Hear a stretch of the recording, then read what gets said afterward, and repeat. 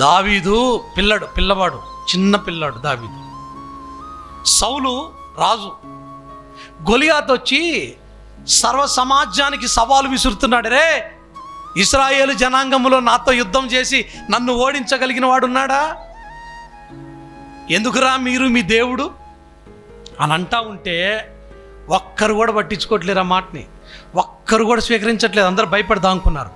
కానీ ఒక్కడ దేవుని విషయమై రోషం కలిగి, ఎరా సున్నతి లేని ఫిలిష్తీయుడా, నువ్వు నీ బలం ఎంతరా?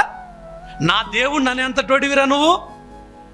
నా దేవుని పరిశుద్ధతని, నా దేవుని ప్రజలని నువ్వు తోలనాడు మాట్లాడతావంటరా? రా రా రా రా. పౌరుషంతో యుద్ధం చేశాడు, గొలియాతును చంపాడండి దావీదు. ఏదా పౌరుషం ఏది? ఈరోజు నీ కుటుంబానికి సవాలు విసురుతున్నాడు దేవుడు. ఒకవైపున వాడు విసురుతున్నాడు, ఒకవైపున దేవుడు కూడా విసురుతున్నాడు. ఏదమ్మా నీ పౌరుషం ఏది? ఎక్కడ చూపించాలి నువ్వు పౌరుషం?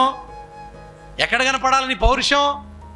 భక్తి జీవితంలో చూపించు, లోకంలో కాదు. భక్తి జీవితంలో చూపించు. నీ పౌరుషం ఏంటో, నీ రోషం ఏంటో అక్కడ చూపించు. ఇక్కడ కనపడదు పౌరుషం, ఎక్కడెక్కడో కనపడుతుంది. జాగ్రత్త. పౌరుషం గలవారై ఉండండి అనంటే ఎక్కడ ఏ విషయంలో పౌరుషం కలిగి ఉండాలి అనంటే దేవుని పరిశుద్ధత విషయంలో పౌరుషం కలిగి ఉండు. దేవుని నామానికి అవమానం కలగకుండా, దేవుని నామానికి మహిమ వచ్చేటట్లుగా నువ్వు జీవించి పౌరుషం కాపాడుకో. అది పౌరుషం అంటే.